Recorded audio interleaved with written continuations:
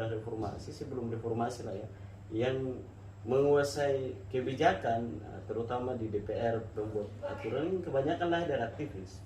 Mungkin 98 itu adalah problem yang mohon maaf karena yang mungkin belum tuntas di bang-abang atau senior-senior yang 98. Lalu ini periode balas dendam yang hari ini mohon maaf yang jadi ketua partai itu pengusaha, aktivis ini hanya cuma dia, padahal sampai PB loh kan, tapi ujungnya dia jadi staff. Nah ini kan problem. Lalu ketika ini kalau Dini sih lihatnya mungkin balas dendam, udah ini dari dulu mereka berkuasa sampai di era Soeharto, kita mau ngurusin izin aja susah kan, kira-kira begitu. Nah apakah ini juga menjadi nanti tantangan tersendiri dan ke depan dunia keaktivisan, atau tidak laku lagi training-training di organisasi ini kalau ini dibiarkan? Iya, karena kemudian terjadi perang bebas gitu. Jadi apa enggak? Setiap partai-partai politik juga dalam proses rekrutmennya kan tidak memiliki ukuran-ukuran yang jelas. Bahwa kalau mau jadi kader inti atau kader utama partai, dia harus pernah menjalani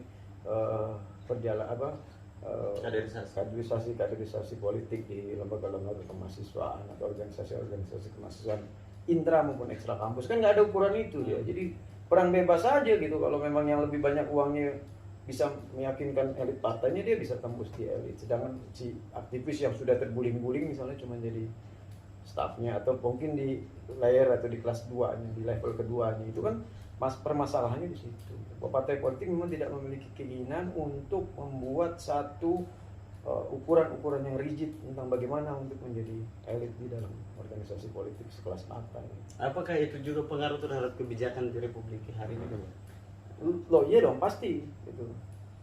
Karena yang jadi aktivis masuk pun kadang-kadang juga akhirnya ikut larut. Jadi kita udah ribuan banyak lah kawan-kawan yang ngomong ya kita harus masuk ke dalam sistem agar kita bisa merubah dari dalam itu. Enggak ada yang bisa merubah dari dalam, yang ada mereka ikut hanyut kok. Gitu. Karena akhirnya mereka ada di tengah pergulatan kapital gitu. Yang tersedot oleh kepentingan-kepentingan terhadap oligarki dari dalam partainya masing-masing. Kan mana partai yang nggak ada oligarkinya? Kan nggak ada. Gerindra adalah Prabowo dan teman-temannya, PDIP adalah Mega dan teman-temannya. Bahkan partai baru aja, Partai Umat adalah Amin Rais dan teman-temannya, Gelora adalah Anies Mata dan Fahri Hamzah dan teman-temannya. Kan kayak gitu. Ini oligark gitu kan semuanya. Akhirnya setiap siapapun yang masuk ke dalam partai itu, sekalipun dia aktivis sudah puluhan tahun banting tulang dalam urusan politik, makan asam garam, pada akhirnya dia juga harus mencari akses ke ring inti dalam oligarki partai tersebut.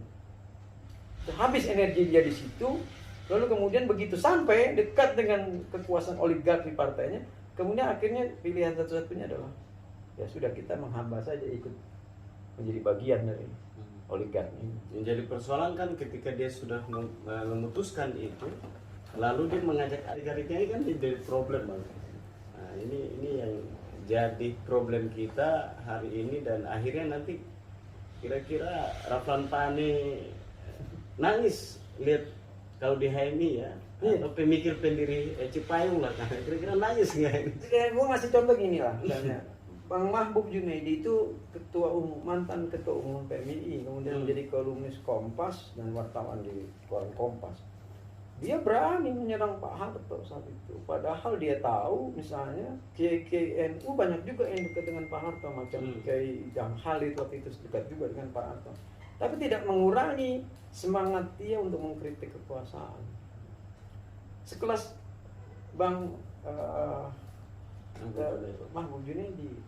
Nah ini kan yang sudah hilang itu di situ.